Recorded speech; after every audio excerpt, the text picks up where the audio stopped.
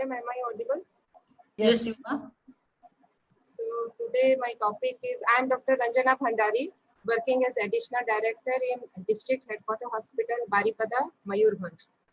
So today my topic is examining the ovaries and Mayurbhanj, where our president comes from that district. Mayurbhanj is, I am very proud of my district because it is this state that Madam has come from for presidentship of the whole India.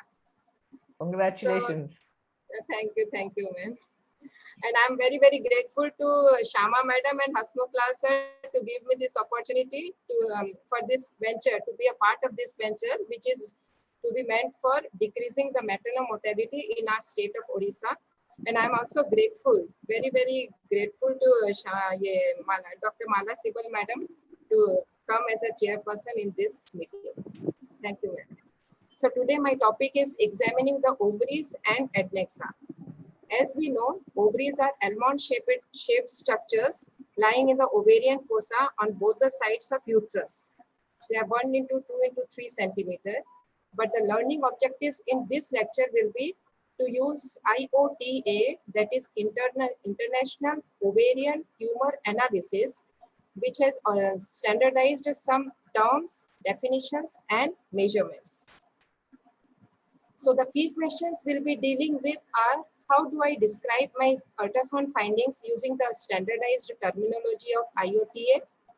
How to measure the components of adnexal region and ovarian region, and also to assess the vascular flow in adnexal regions. So the key points we will be discussing during this session will be how to understand the IOTA terminology, terms, definitions, and how to assess the measurement, and also to arrange for good settings, Doppler settings, to have vascular flow to see the vascular flow in the ovarian lesions. Now, what is International Ovarian Tumor Analysis? International Ovarian Tumor Analysis is a consensus statement which was done by some gynecologist doctors in 1999. Before that, we used to use terms like simple, complex, and many other different type of terms. But in this consensus statement, which was published in 2000, they standardized some terms, definitions, and measurement methods, and also vascularization status in order to differentiate an adnexal and ovarian lesion, and also to differentiate a benign from malignancy region. This system is to understand each other, to compare our scientific studies, and also to see the multi-center analysis, research analysis. In this case, so that if I say a papillary growth of 4 centimeter, another gynecologist in far country from us should know, yeah, papillary structure is this, unilocular cyst is this, and 4 millimeter, what I say is the measurement from the base to the height. So this is the IOTA. In the IOTA, there are many definitions which we will go through this session. We will read about ovarian lesion, solid components, papillary projections, and we will also know about the cyst wall irregularity. We will go through complete and incomplete septum, which we see during Hydrosalpinx. We will read about 5 tumor types, the different types of cyst content within that. We will also see the acoustic shadowing, color score, and ascites. So let us go one by one. So first I'm telling about the ovarian lesion. So what is the meaning of ovarian lesion? So ovarian lesion is a structure which is part of an ovary inconsistent with the normal physiology. Now, what do you mean by normal physiology? See, corpus luteum. I am giving you an example. Corpus luteum is a normal physiological finding after ovulation. So, if we are definite that the lesion what we are seeing in ultrasound is a corpus luteum, then it will not be a ovarian lesion. It's a normal physiology. So, we will not consider it as ovarian lesion. Likewise, adnexal mass inconsistent with the normal physiology will be taken into consideration. And what I mean by adnexal, is anything which is concerned with the ovary, fallopian tubes, and the connective tissue around it. See this one. This is an ovary, and this is a lesion with the septa. So we have to read about this. This by calipers we will measure this lesion also, and this is the ovary that also we will measure in 3 orthogonal planes that we will read during the next session. Next coming slides. Now, what is the IOTA definition of a solid component? A solid component is a structure that is fixed. It has high echogenicity, suggestive of tissue. And the tissue I mean is myometrium, like myomas or fibromas, and even ovarian stroma. So, see, this is a structure, lesion, and this is a solid part. See, this is solid part which is fixed, and that we will study later, that it has no internal movement, and it is potentially vascularized. Now, so there are so many things we are seeing in the ovarian tumors, but we have to keep it in our mind that the white ball in a dermoid cyst is not a solid tissue. See, this is a white ball. This one, this one, this one, this one, this one. This is not a solid tissue, although it is giving so much of acoustic shadow. But we should know that the dermoid cyst white ball is made up of hair and sebum. It's not at all vascularized. And if we see, if we move the patient from left to right or right to left, it moves. So it is not even fixed. Therefore, this is not a solid component. Another thing is the blood clot. The blood clots, amorphous material, or a lump of mucus. That is also not, or a hemorrhagic cyst, the blood clot within the hemorrhagic cyst, that is also not a solid component. Now, how to find it's a solid component or not? There are some tricks. First is push on the lesion. Second is use color Doppler. So we will try one by one. See, push on the lesion. If I will push, my push on the lesion is with the help of probe. See, our probe is inside the TBS probe is inside the furnaces. So if I try to push this one, as soon as I push, there will be a slight movement of this.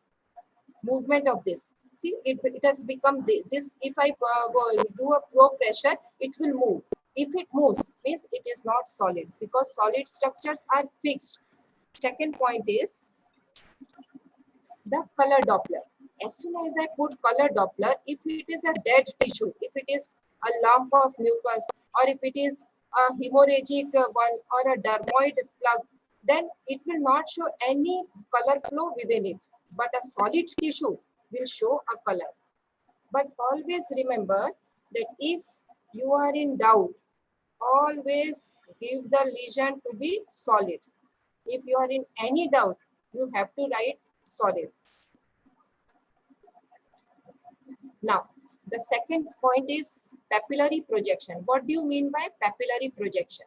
A papillary projection is any solid tissue which is protruded into the cyst. See, this one is protruding into the cyst cavity from the cyst wall, but it should have a height of 3 millimeter. This height has to be 3 millimeter.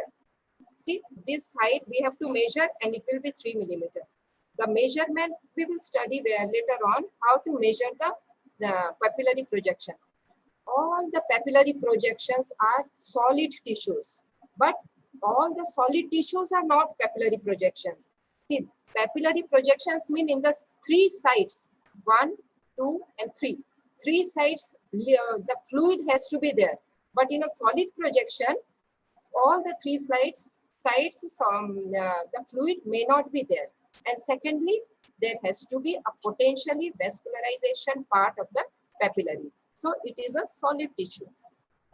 And it is either equal to or more than 3 millimeter in the height. But we have to remember that there are other types of protrusion also into the cyst. But if the cyst irregularities are less than 3 millimeter, see, this is 2 millimeter. If the height is less than 3 millimeter, we will call it as cyst wall irregularity. See, this is 3 millimeter, less than 3 millimeter. So we will call it as cyst wall irregularity. Now comes to septum and incomplete septum. Septum is a thin strand of tissue that runs from one internal surface of the cyst to another internal surface. See the hole. This is a septum. This one is incomplete septum. This one is full septum, complete septum. So septum is a thin strand of tissue running from one wall to the contralateral side. But what is incomplete septum? It is a thin strand of tissue that does not reach the opposite wall. But one should remember, you have to scan very, very nicely in order to find out if the septum is complete or not. You, in the sagittal plane, you have to go from right to left side to see a lesion. In transverse plane, you have to go up and down in order to find out if the septum is complete or incomplete. If in any scanning plane it is incomplete, we will take it, the incomplete septum, into consideration. And as we know, this incomplete septum is a part seen in diseased tubes, all Hydrosalpinx, Hematosalpinx or Myosalpinx. See, this is a Hydrosalpinx. This one is a longitudinal scan. We are seeing a retort-shaped Hydrosalpinx. See, this is a, and the mucosal fold is coming as incomplete septum into the tube. But one should remember, if the incomplete septum is more than 3 millimeter, we will call it as papillary growth. And this one is a longitudinal scan. This is a retort-shaped Hydrosalpinx, and this is a sausage-shaped Hydrosalpinx. See, this is a. One should also remember that when we are seeing pelvis, when we are seeing through the TVS probe, so many times the Hydrosalpinx becomes so dilated that it resembles intestinal loop. And at that time, we have to see that if peristalsis is there, then it is ruled out. Second thing is, when we are doing transverse section of the Hydrosalpinx, we will have two type of lesion. We will see two type of appearance. One is cogwheel appearance. Another one is beads in string appearance. Cogwheel appearance occurs in acute conditions. I think I don't have a slide of that. When all the in the transverse spherical, it will look spherical. The wall will look very thick, and the mucosal folds will look very big. But in case of chronicity, that is, the wall becomes thin, it becomes the edematous mucosal folds become small, and that time it looks like beads in string. So now we will study what are the 5 types of lesions according to IOTA, and IOTA is International Ovarian Tumor Analysis. So first one is unilocular, then unilocular solid, multilocular, multilocular solid, and solid. We will go one by one. So this is a unilocular cyst. See, you are seeing only one cyst. This one is a one cyst. This one is a one cyst, but with the incomplete septum. So we have to now go in the second slide and we will see. The unilocular cyst is a one cyst lobe. What do you mean by locule? Locule is like we are having one follicle-like structure, but it is enlarged in size.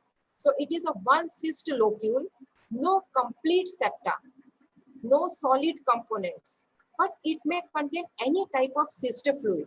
So one should remember that unilocular cyst, if there is having some cyst wall irregularity less than 3 millimeter, or if we are having some incomplete septum like this one is incomplete septum, or if there is hemorrhagic contents, or if it is ground glass content, all will be considered as a unilocular cyst unless there is a presence of solid structure. Now the second is unilocular solid. This is a unilocular cyst, but it is having a solid part. See, this is a solid part. And what I mean by solid part, I have already told a solid component is one which is having the tissue-like structure, potentially vascularized and fixed in nature. So that is a solid. So this is a unilocular solid structure. This is a multilocular structure. Any cyst, see, this is a cyst, it is having one septa and it is dividing the cyst into bilocular. Even bilocular comes under multilocular variety. This is a multilocular cyst having 3 cysts. So in case of multilocular cyst, you have to write down 1 to 10. If there are 1 to 10 number of locules, we will write down 1 to 10 or more than 10. We can write. See, there are so many septa over here, and they are complete. They are dividing it completely. So this is multilocular cyst. Now comes multilocular solid. Just like unilocular solid, multilocular solid also has solid component. And what I mean by solid component is it is fixed in nature, no internal movements, and potentially vascularized.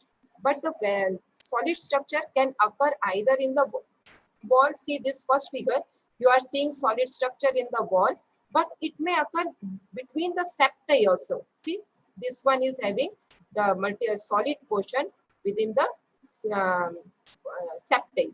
So one has to remember, if I say unilocular or multilocular alone, then there is no solid component within it. If I say solid component, it has to be either unilocular solid or multilocular solid, unless it is a solid structure. Now, what do you mean by solid lesion? It is a lesion. See, this is a solid lesion. 80% of the lesion is made up of tissue. 80% of so always remember, if the lesion is 80% made up of tissue, it will be called as solid. And solid, we should know that it is potentially vascularized. There is no internal movement. See, this is looking like ground glass, but there will not be any internal movement. It is fixed and it is potentially vascularized. So this is a solid structure. Now we will come to the 5 types of cyst contents. The 5 types of cyst contents are, see, this is anechoic, means clear fluid. All the sound waves are passing through it. So no echo is reflected back. Whereas in this case, this is anechoic. This one is a low level echogenicity. See, small echoes we are seeing. It is cyst adenofibroma. Small echoes, very less number of echoes we are seeing. Just more than some, that is denser echoes. When this cyst is full of denser echogenic level, then it is known as ground glass. See this one. This one is a ground glass appearance, which is, or we see during our day-to-day life as endometrioma. Now, what do you mean by endometrioma? It is a unilocular cyst filled with uniform, dense, low-level ground glass appearance. We should always remember it is low-level, denser, but ground glass appearance. Even in some cases of endometrioma, they also have calcific stipplings on the wall due to fibrin deposition. Now, this is hemorrhagic cyst. The hemorrhagic cyst may be of 4 types depending upon the contents within it. So, first we have blood within it. So, it gives reticular linear, this threads-like structure. Secondly, it becomes clot, and then we will have clot over here. Then it undergoes lysis, and then last it goes resolution. So, but this we can do probe pressure. With probe pressure, it will move, and then only we can find out that this is the hemorrhagic, the linear reticular strands of the hemorrhagic cyst. And last but not the least is the mixed variety. In the mixed variety, we see so many, it is ground glass appearance, but there are linear shadows over here. See, linear contents over here causing some shadows also. Dermoid plug comes into, dermoid cyst comes into this variety. See, this is my dermoid cyst. So now you can see a typical white hyperecho, see this one, a typical white echogenic ball can be seen. This one. Over here, we are seeing dots and lines. See, dots and lines due to hair. Hair is floating within the cyst, dermoid cyst, and that gives the appearance of dots and lines. This is a tip of iceberg sign. See, dermoid cyst has many signs. So this is tip of iceberg sign. What do you mean by tip of iceberg sign? The shadow is so much that the posterior wall of the dermoid cyst is, we are unable to see it, so that the measurement becomes very difficult. And this is a Rokitansky nodule or a dermoid plug. It is this plug from which all hair, tooth and everything arises. See, so much of shadow it is also giving. We'll also read shadowing in our next few slides. Now this is a ovary. See, this is an ovary, but a small dermoid cyst is seen within it. This picture we will also see the crescent sign positive, CRESCENT. It is not included in IOTA, but crescent sign one should remember because it is there in our books. So crescent sign is one where the ovary is looking separate from the cyst, from the lesion, or in the I'll show you in my next slide. We will see that the cyst where the ovaries are in the just near the wall of the lesion. So they're either within the lesion or in the wall of the beside the lesion, then it is known as crescent sign. And this is the floating ball sign. All these are globules, fat globules or lipid material which is floating into it. So this is made up of hair, sebum, tooth or bones, and then it is not potentially vascularized, so it is not considered as solid tissue. This one is my endometrioma. See, this whole is endometrioma. You can see some calcific. You can see some calcific drops over here, and this is the hilar one common hilar point where the vascularity comes into the endometrioma. Now coming to acoustic shadow. Acoustic shadow, they are just like myometrium chapter where we had seen lot of acoustic shadows, edge shadows, fan-shaped shadows. Likewise, we also see shadows in the ovarian tumor. The shadow occurs because sound waves are not able to pass through the structure and they get reflected back. So the whole thing behind it appears black in color. See, this is a dermoid cyst and this is some tooth or something like that. It is causing some shadow. This is a cyst adenofibroma showing a teeny tiny echogenic spot, and that is causing the linear shadow. And this is an ovarian fibroma with fan-shaped shadowing. Now, let's come to the irregular cyst wall. Irregular cyst wall is a irregularity. See, so much of irregularity we can see around the cyst also, or within the internal membrane of the cyst also. We can Dr. see. Ranjana, can I stop you? Yes, sir. That figure I could not get, sir. I could not introduce into this. So it is. So yeah, sir. I'll just okay, go through. But correct. I think that's I had sent the entire yeah, sir. You had sent, changes. but, Okay. Yeah. Okay, go ahead. I Sir, think so, Dr. Mala Sibal will correct it later on. Madam, please. Because I could not introduce, I am not such a good digital so I could not introduce it. So this is an irregular ball. It is not cyst. Irregular ball. We can see in the inside, the internal wall of the cyst, we are having irregularity. This is the internal, this is the solid part. See the outer part of the solid. This is also irregular. And this is some cystic components. This is a solid structure with cystic components. And see, we are having irregularity within it. So if I say irregularity may be either within the cyst wall, the internal part, or in the outer part of the solid structure, or the cystic part within the solid structure may also have irregularity in the wall. Now let us come to the color score. What do you mean by color score? There are 4 types. See, we had studied the color score in IETA and also in the case of this MUSA, that is morphological uterine assessment. So in that time also we had seen the color score. Color score is defined as the color subjective assessment of the blood flow.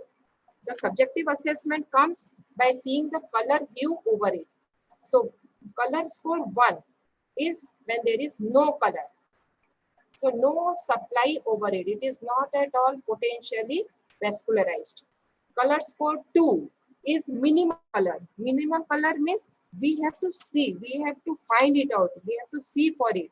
So that is color score 2, minimal color. Color score 3 is moderate color. And if I say moderate color means I am seeing it properly. See, it is visible. See, all these vessels are visible. But over here, I was having difficulty to find it out. So color score 2 is when you feel difficulty in finding out. Color score 3 is the color is totally visible. But the color score 4 is there is strong and abundant supply over the lesion. Then it comes in color score 4. But for color score, we have to find out there are 3 knobs. As told, we had studied during our Hasmukh class, sir had taught this. These 3 points, that is a color knob for color Doppler, PRF point, and the color, the gain knob. These 3 are very, very important in case of finding out the color of the power Doppler. Now, what is the use of pulse repetition frequency? As we know, pulse repetition frequency is the maximum frequency Doppler shift in a sample. Just in a sample, we will see and then we will find it out. IOTA has concluded that PRF of 0.3 and 0.6. Within this, if you see the lesion, we get the most appropriate, accurate type of color flow within the mass. See, if I put the PRF at 1.8, although this is a solid tissue, very, very little amount of color flow can be seen. But if I put 0.1, so large amount of blood supply is seen. So IOTA has shown that 0.3 to 0.6 PRF is the best. And if we take it velocity scale, 3 to 6 velocity will be the best for color flow seen in the Doppler. When we fix our rate at 0.3, now we have to change the gain, either reduce or increase it, so that we will find, see, lot of gain. This is a very, very lot of gain we are doing, see. But we have to decrease it so that we can see this type of gain. So first we have to see, put a color Doppler signal, then 0.3 to 0.6 PRF, and then arrange the gain point in order to remove all the artifacts from the images. Now comes to ascites. As we had seen last time, there sometimes we get some fluid in the pouch of Douglas. And how you see the fluid, you must be knowing in the sagittal plane, the AP diameter, anteroposterior diameter of the fluid behind the uterus is taken into account. But ascites, normally ascites we get in transabdominal scan by seeing Morrison's pouch, even small amount also we can see.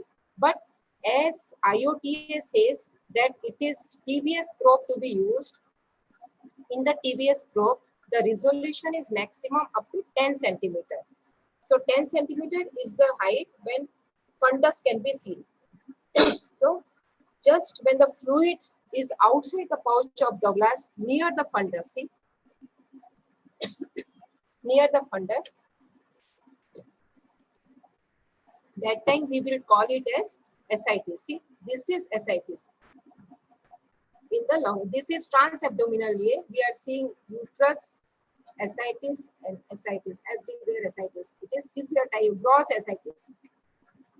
This is an ovarian tumor. Also, we are seeing ascites over here. And ascites is a feature of malignancy. We will study it in the next session. Now, how to measure an ovary, a lesion, or a solid component?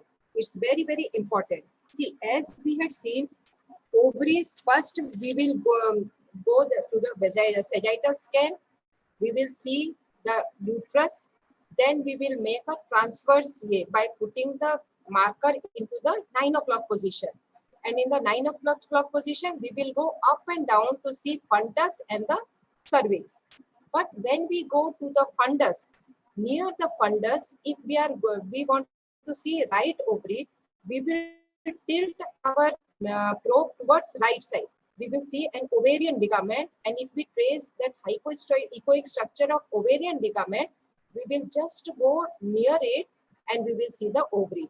The ovary will be lying medial to the iliac veins, and when we see the right ovary, our probe head will be towards right side, but our handle will be touching the left thigh of the patient.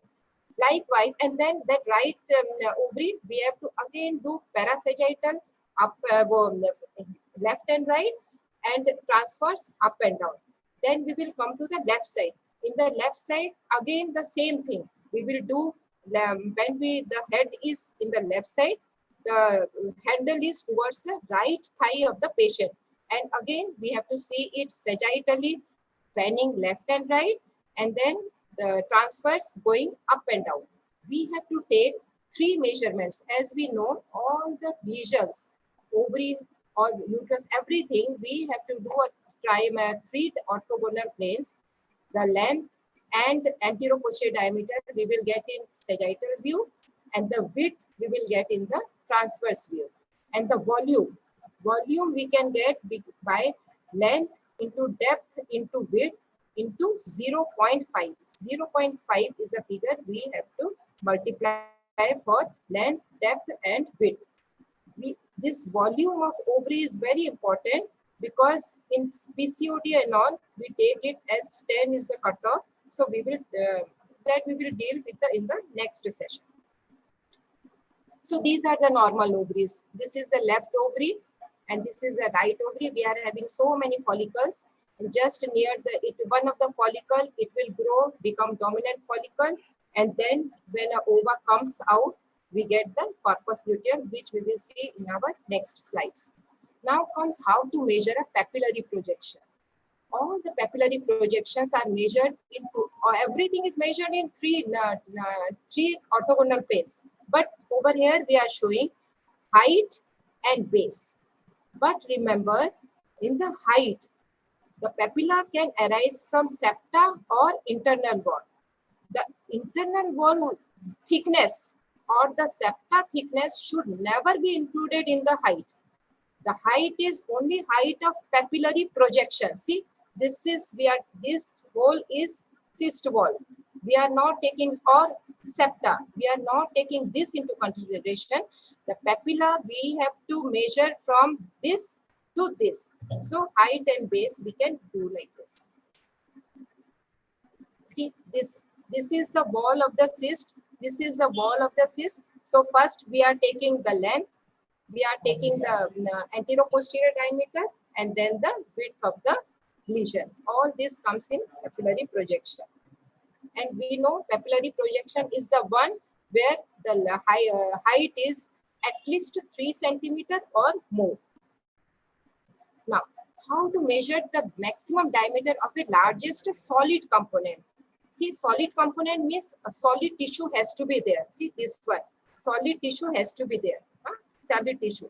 So solid tissue we measure by largest diameter, any diameter which is largest.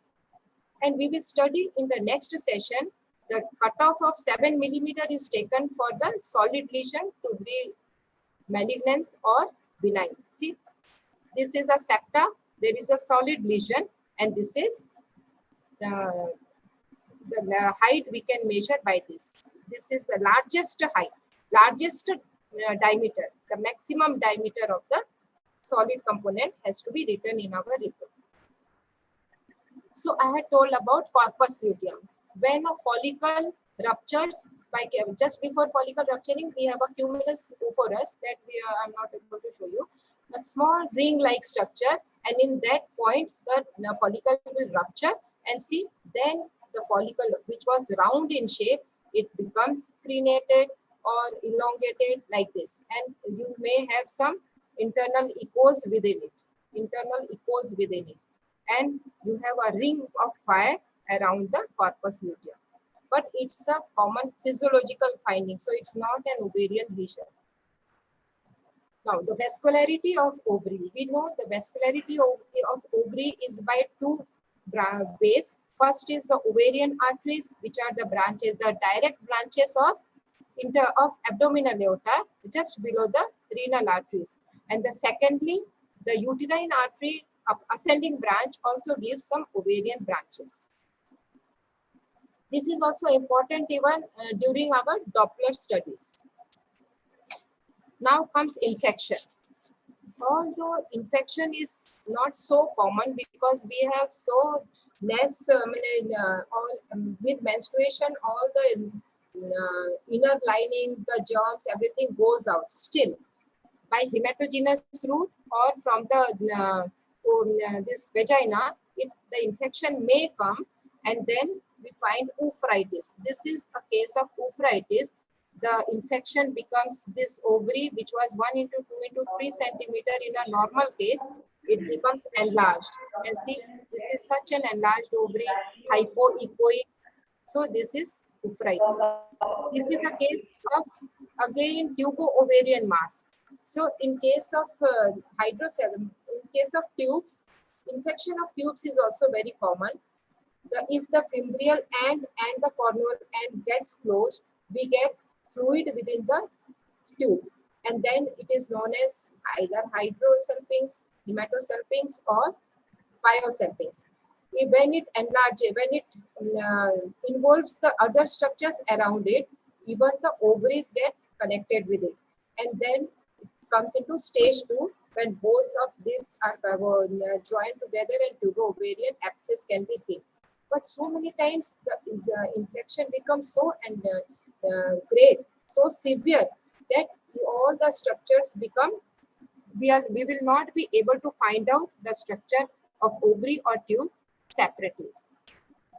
Now comes para-ovarian cyst. See, this is a para-ovarian cyst is a cystic lesion of some our remnants like mesonephric ducts. This is a para-ovarian cyst, and this is the ovary. So we can see the ovary separately from a para-ovarian cyst. This is also a crescent sign. I had told a crescent sign in case of dermoid cyst when it was there within the ovary, and this is also a crescent sign. See, the normal ovary, this is a normal ovary lying just beside the para-ovarian cyst. Now this comes hyperstimulated ovary. What do you mean by in these days when there is lot of ovulation induction maneuver we are using, we get lot of cases of hyperstimulation of the ovary. And see, this is known as spoke wheel appearance. Lot of multiloculated cyst we can see. It is again, there are 3 sizes. In the severe case, even you get ascites also along with the this. Up to 8 centimeter is mild, 8 to 12 centimeter is moderate, and more than 12 centimeter is hyperstimulation of ovary.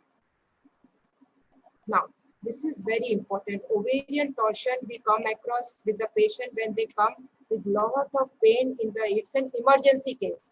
Lot of pain in one side or the whole lower abdomen, patient comes.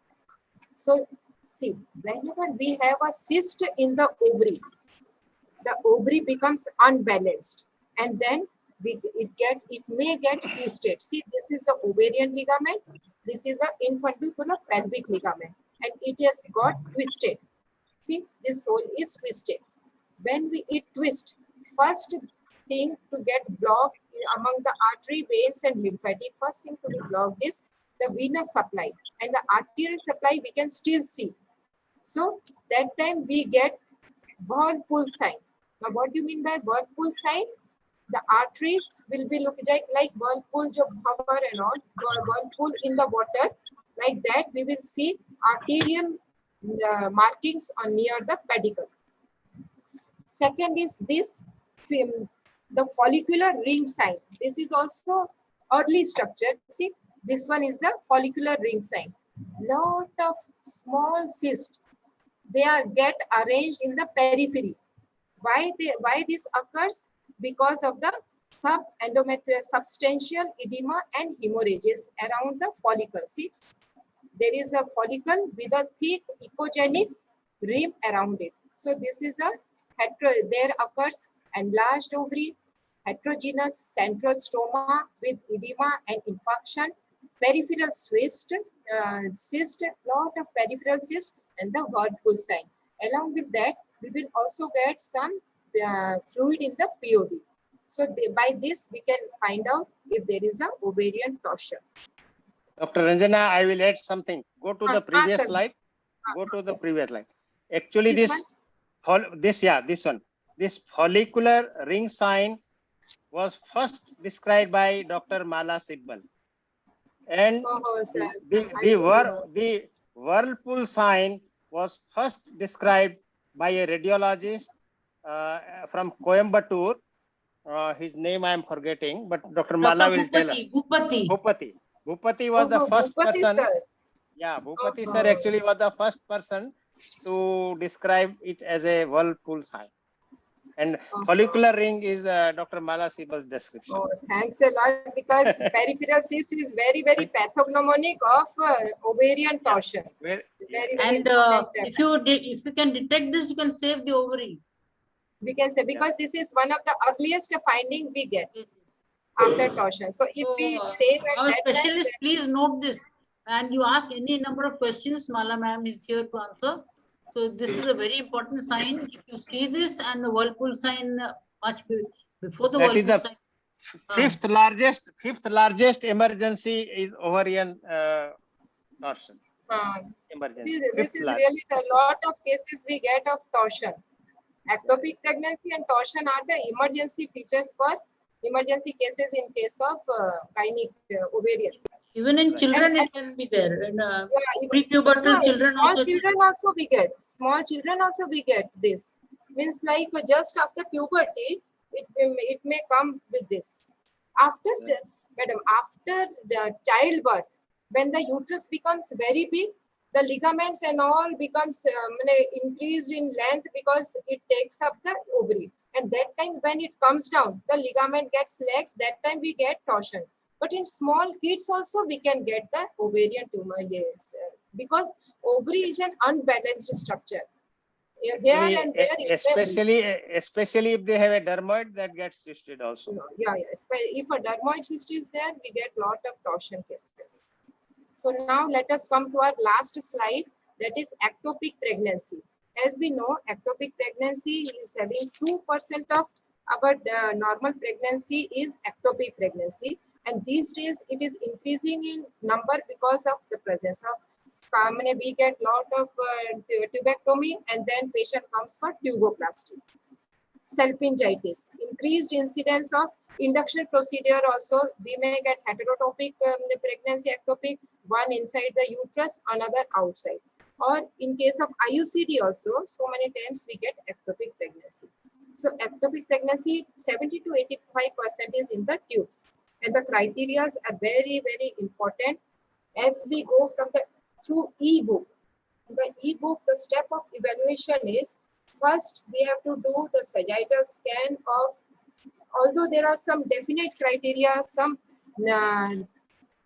suggestive signs, some additional signs. But in the e-book, we should go through e-book.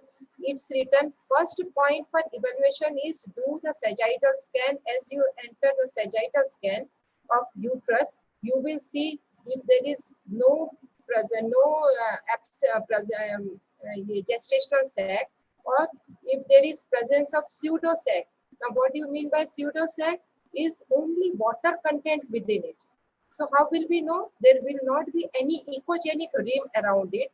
Plus, pseudo sac will be in the center of the uterus. But the decidual cyst or the gestational sac, when first appears, it is always eccentric. So by that we can find out. So when there is absence of normal gestation and presence of pseudo sac, we can think of ectopic pregnancy if the urine test is positive. Second, we will see the cul-de-sac. If there is fluid in the cul-de-sac and if the fluid is having ecogenic contents, if there is fluid, that is a criteria. But if it has ecogenic contents, it should come in our mind that there may be hemoperitoneum, because ecogenic contents means it may be either hemoperitoneum or pyoperitoneum. So first is uterus, second is cul-de-sac, and third we will go to the adnexa, right or left adnexa, in order to find out if there is any adnexal ring. Adnexal ring will be seen. If there is any complex adnexal mass, if there is any ecogenic structure over there, or if you see an embryo, yolk sac or gestational sac, just like this is a gestational sac you are seeing. See, this is a gestational. Over here, you are also seeing an crown rump length, a small fetus. So if we see this, then it's a definite sign. And see, there is a ring of fire around it. So ectopic pregnancy and corpus luteum both are having ring of fire, but the ectopic pregnancy will be associated with many other features also, either yolk sac or crown rump or a small fetus, fluid in the cul-de-sac, and pseudo-sac in the uterus. So this is about ectopic pregnancy. And this ring of fire is ipsilateral to the gestation, sir. Ring of fire will be ipsilateral to the corpus luteum, where the corpus luteum is there. Right? So this is very, very important. We have to see through, and at that time, see, this is also, we have to do the urine pregnancy test also, and serum beta HCG. If it is more than 1500, then only it should come into our mind whether it is ectopic pregnancy or something else. So this is very important. So the key points we came across this session was how to use IOTA terms, definitions, and how can we standardize the way we describe and classify the masses. And we studied about 5 types of ovarian lesions: unilocular, unilocular solid, multilocular solid, and solid lesion. Solid means more than 80% tissue. What is a solid component? Means it's a structure that has high ecogenicity, suggestive of tissue. It is fixed and potentially vascularized. All the papillary projections are also included in solid components. A papillary projection is a solid component attached to the ovarian cyst wall that measures 3 millimeter or more. And if it is less than 3 millimeter, it's a cyst wall irregularity. One more thing is, the papillary projection we should describe as smooth or rough, depending on the outer wall of the papillary. And another thing I want to tell you, that ascites we should write as present or absent. If it is present, we should write present, no volume, nothing. You don't have to write down so much of volume, epidiameter or all. If ascites is present, write as present, because we are seeing by TBS flow. And if it is absent, write down absent. And the PRF must be adjusted to 0.3 to 0.6 kilohertz, that is 3 to 6 centimeter, when assessing vascularity with Doppler, because it is this. And we should use small box type of color Doppler so that it is very, very sensitive for detection, and even small vessels can also be detected through it. Thank you. I think I must have done some justice to this topic. And now I request Madam Hana Sibal to please put some good knowledge about this topic in extra. Dr. Ranjana, very well